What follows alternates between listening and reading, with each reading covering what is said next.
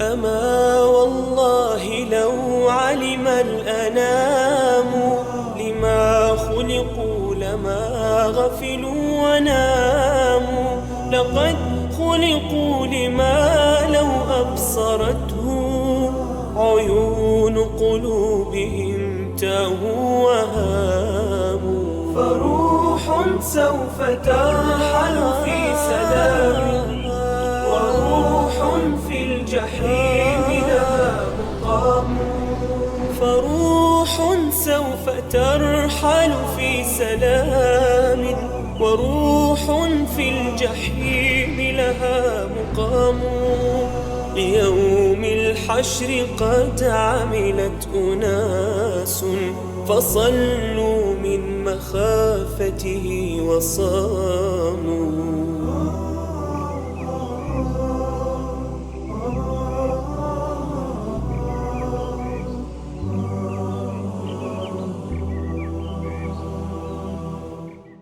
Ассаламу алейкум рахматуллахи ва баракатуху, хайякум Аллах джами'ан. Всевышний Аллах говорит, когда могилы перевернутся, это произойдет в судный день. Могилы перевернутся, придут в движение, и из них выйдут те, кто в них находился. Как сказал Всевышний Аллах, потом Он позовет вас всего один раз, и вы выйдете из могил. Все выйдут. Выйдут все из своих могил на землю сбора, на землю, которую они увидят в первый раз ступят на нее. Как же выглядит эта земля? Земля сбора, махшара. Пророк Мухаммад, да благословит его Аллах и приветствует, говорит в хадисе, который приводится в Сахихе Муслима. В судный день люди будут собраны на белой земле цвета пыли. Она подобна чистому диску. Это равнина. Раньше по ней никто не ходил. Она плоская и круглая, чистая, без примесей. Это земля, где никто никогда не ослушался Аллаха. Пророк Мухаммад, да благословит его Аллах и приветствует, сказал, завершая этот хадис, «И нет на ней каких-либо неровностей ни для кого. Неровности могут быть природными, как горы или возвышенности, или же они сделаны человеком, как дома. И в той долине нет ни гор, ни возвышенностей, ни домов, ничего. Нет никаких знаков ни для кого. Это абсолютно ровная земля. Там нельзя сказать, встретимся там-то или там, где такой-то знак. Земля плоская, и на ней нет никаких опознавательных знаков».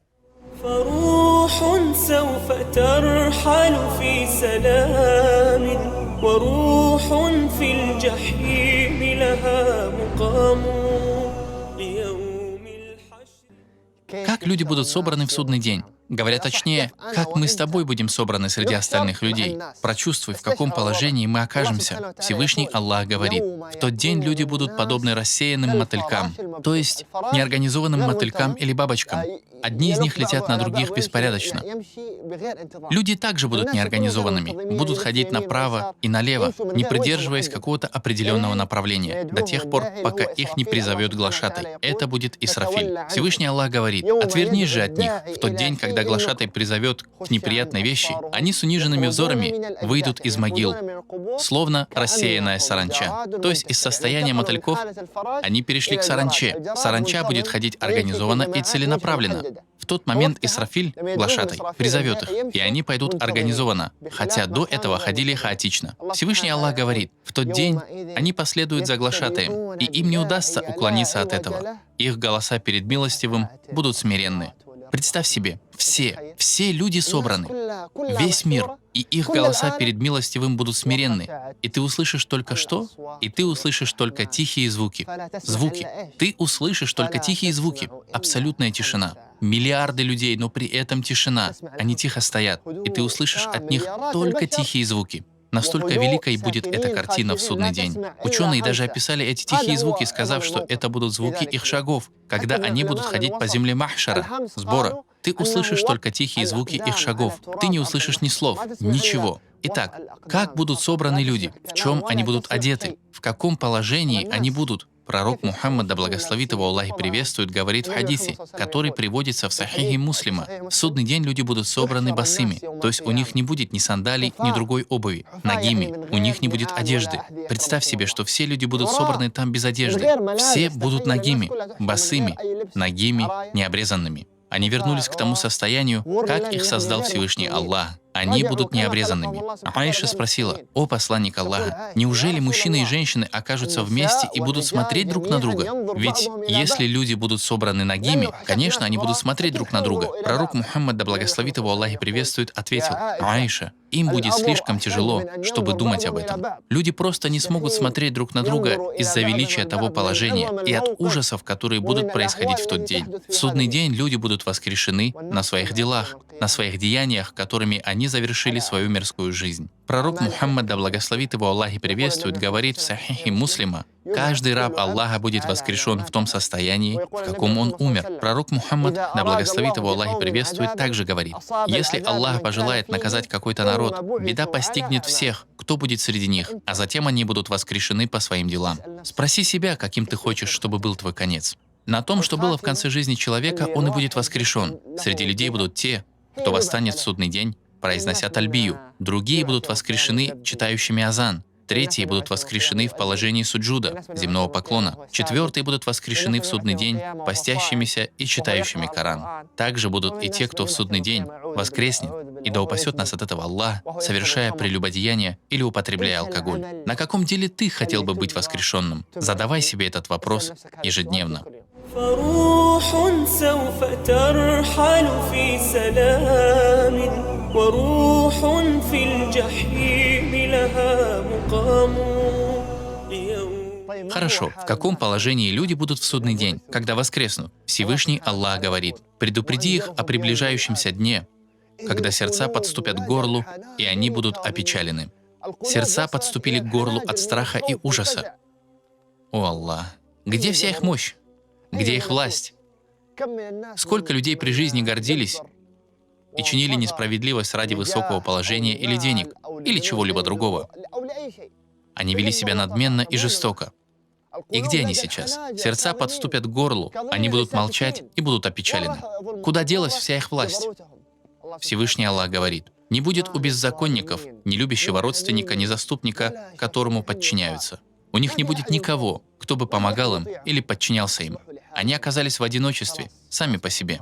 Все, они начали бояться». Всевышний Аллах говорит: «Ты увидишь все общины коленопреклоненными.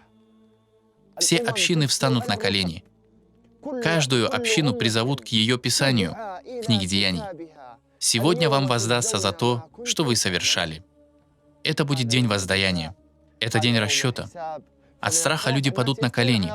Говорили, что когда приведут ад, огненную гиену, не останется никого, кто бы не рухнул на колени. Ты увидишь все общины коленопреклоненными.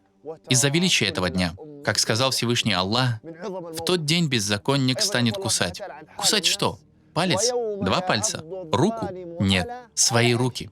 Он будет кусать обе свои руки из-за ужаса всей этой ситуации и скажет: «Лучше бы я последовал путем посланника. О, если бы я последовал за посланником! О, если бы я уверовал в Аллаха! О, если бы я делал то, что должен был делать!» Посмотри, субханаллах, на горе и сожаление в тот день. Всевышний Аллах говорит: те, которые отрицали встречу с Аллахом, уже оказались в убытке. Когда же внезапно для них настанет час, взгляни на них, субханаллах. После всей этой долгой жизни час настал для них внезапно. Они не были готовы к нему. Они не готовились к тому дню, умерли, затем были воскрешены, но они были не готовы. Для них этот час наступил внезапно. Что же они тогда скажут? Они скажут: «Горе нам за то, что мы упустили там». Это горе и сожаление за то, что они не использовали свою мирскую жизнь для поклонения Всевышнему Аллаху и повиновения Ему, чтобы в судный день оказаться в безопасности. Горе нам за то, что мы упустили там. Что же они делали в Дунье? Грехи, прегрешения. И каким же будет воздаяние? Они понесут свои ноши на спинах. Как же скверно то, что они понесут. Грехи и ослушание Аллаха они понесут на своих спинах. Есть люди, которые грешат каждый час или два. Каждый день.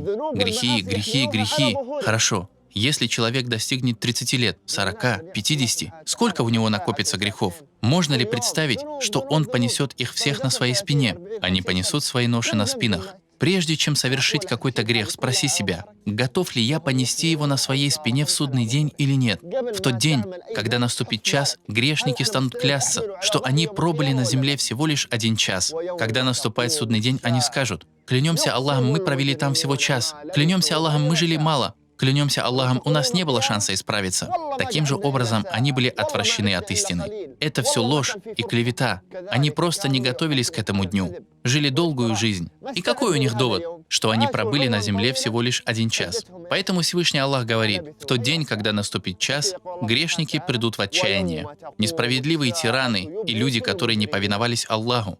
Все грешники придут в отчаяние. Из-за чего? Из-за того, что их аргументы не будут приняты. И не будет оправдания ни для кого, кто не подготовился к этому дню.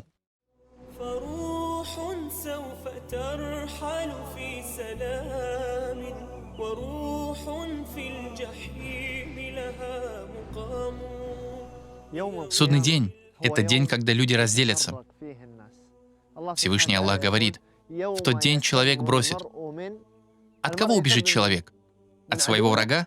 В тот день человек бросит своего брата, своего родного брата, свою мать, мать, которая вынашивала его 9 месяцев, и потом родила его, и своего отца, который заботился о нем, свою жену и своих сыновей. Он будет бежать даже от собственных детей. Почему? Ибо у каждого человека своих забот будет сполна. От ужасов судного дня, от того, насколько это все будет тяжело в тот великий день, все будут заняты собой. Каждый будет думать о себе, ибо у каждого человека своих забот будет сполна. Они будут убегать друг от друга до такой степени. Ты даже пойдешь к своей матери, от матери, которая готова отдать свою жизнь ради тебя, только чтобы ты жил, чтобы у тебя все было хорошо. Ты попросишь у нее благое дело, одно благое дело. Мать моя, ты никогда не обижала меня, выполняла все мои нужды. В этот день я прошу тебя дать мне одно свое благое дело, хасанат, который мне поможет перед Всевышним Аллахом. Но она не отдаст тебе свой хасанат и сама будет просить его у тебя. И ты побежишь от нее, а она от тебя. В тот день никого не будет рядом с тобой. Люди будут убегать друг от друга. Каждый будет занят своими делами. Помочь себе сможешь только ты сам и твои дела. Что ты сделал? Что ты подготовил к этому дню? Всевышний Аллах говорит, в тот день они, то есть творение, разделятся. Они разделятся и убегут друг от друга. Также в тот день они разделятся в том плане, что Всевышний Аллах отделит верующих от неверующих, отделит счастливых от несчастных. Одни окажутся по правую сторону, а другие по левую. Не все они жили в дуне одинаково. Были те, кто поклонялся своему Господу, повиновался своему Господу, и те, кто ослушивался своего Господа и не верил в своего Господа. Есть различия, и в тот день они разделятся. Всевышний Аллах говорит, в тот день, когда одни лица побелеют, я прошу Всевышнего Аллаха сделать нас из числа тех людей. Их лица побелеют и озарятся светом. Светом чего? Светом покорности, светом поклонения Всевышнему Аллаху. В тот день, когда одни лица побелеют, а другие почернеют. Да упасет нас Аллах. Лица тех, кто не верил в своего Господа и отдалился от Всевышнего Аллаха, почернеют от мрака грехов и ослушания. Всевышний Аллах говорит, посмотри на разницу между первыми и вторыми. В тот день одни лица будут сиять. Они будут сияющими и освещенными, будут смеяться и ликовать. На их лицах свет. Они смеются, улыбаются и радуются. И с другой, противоположной стороны, как говорит Всевышний Аллах, на других же лицах в тот день будет прах, покрывающий их мраком. Это будут неверующие грешники. Это и есть разница между обладателями веры, чьи лица будут освященными, и между кафирами и грешниками, чьи лица помрачнеют, будут черными и покрытыми прахом. Я прошу Всевышнего Аллаха сделать нас из тех, кто окажется по правую сторону, из тех, чьи лица осветятся в судный день. На следующей серии мы поговорим об ужасах судного дня.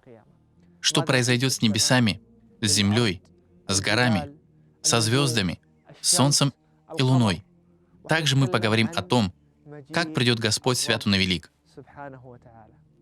И Аллах знает лучше, и да благословит Аллах и приветствует нашего пророка Мухаммада. أما والله لو علم الأنام لما خلقوا لما غفلوا وناموا